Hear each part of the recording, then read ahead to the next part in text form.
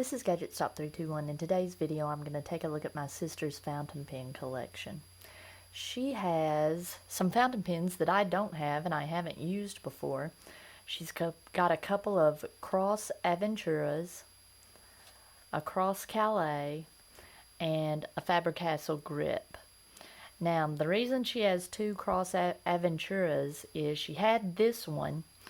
Actually, she had one before it, and it went missing at work. And then she got this one, and she's used it for quite a while. But then she told me that this one was leaking.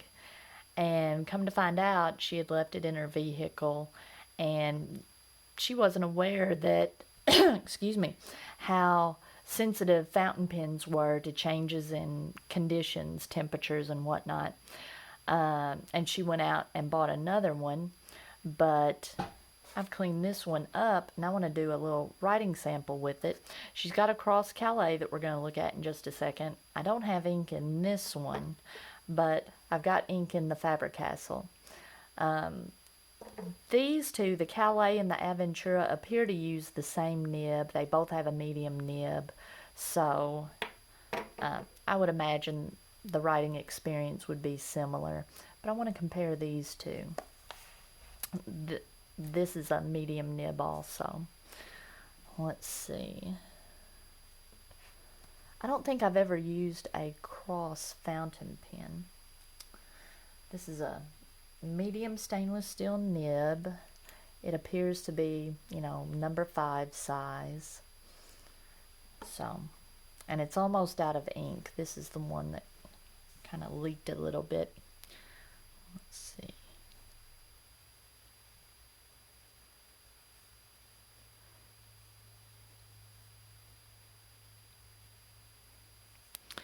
As far as mediums go, it's on the broad side.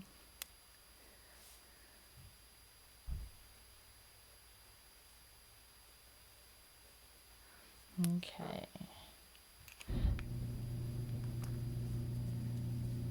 Sounds like my daughter's home from school.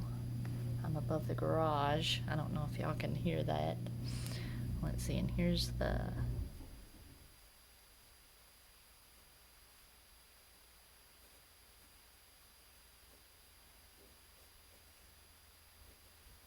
This one's nice. Let's see. This is, what you would expect from Faber-Castell. Not glassy smooth, but very smooth. Just enough feedback to give you some control. Okay. After using the Faber-Castell, this one feels pretty rough, like maybe the tines are just slightly misaligned. I'll take a look at this one under the loupe, maybe run it over some micro mesh and straighten up the tines a little bit if it needs it. But I really like the Faber-Castell. As far as looks go, I thought I was going to like the Cross better. Cross has that name recognition in fountain pens or pens in general, but I like that nib on the Faber-Castell. These two pens are roughly the same price, in the $15 range. Let me see. This is a plastic pen. When I saw it in the package, when I saw this one, I thought it looked like, since it's so shiny, lacquer covered metal, but no, it's plastic. The clip is, some kind of metal clip. It's a nice looking pen. This little end down here turns pretty easily. I thought it might be some type of blind cap type situation, but no, it just turns. It's a friction fit cap. It snaps a little bit. The grip section looks like metal, but it's plastic. It's got a shape similar to that on the Lamy Studio. It's a cartridge converter pen.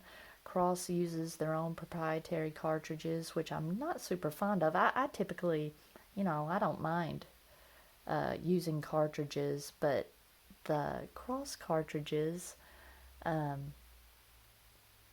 get skinnier here at the end, and they just, they don't fit as snug into that housing. So that's something I'm not super fond of. It's a nice looking nib. Just needs a little smoothing. Not a bad $15 pen. A little, fit and finish isn't 100%, but not bad. I'm not crazy about the look of the Faber-Castell, but the way it writes makes up for it. Let me see, I was going to say, this one, let's see. It posts pretty deeply, but you have to give it a little push. But it kind of back weights it a little bit. It's not a super heavy pen, but the pen itself is light. So what little bit of weight you feel here in the cap makes it feel back heavy. I would use it. It's long enough to use unposted. The Faber-Castell Grip has a slight triangleness to the grip section, which makes me think it's kind of a student pen, which this would be. This would be a nice pen for school. If it gets misplaced, it's not the end of the world. It's a cartridge converter pen, this time Standard International, which is good. It's got these slightly raised dots that give it a little visual interest, make it look a little bit like a student pen, but it's long enough that you can use it unposted, which is a good thing. It posts nicely, but it's super long when you post it. So this is one I would use unposted. Very comfortable, just really smooth and pleasant to use, and I like the blue cartridge that comes with it. It's kind of a bright blue, nice looking. Both of these are medium, but they're on the wide side of medium. Let's see, I'll write with my Sailor medium. You can see how they compare.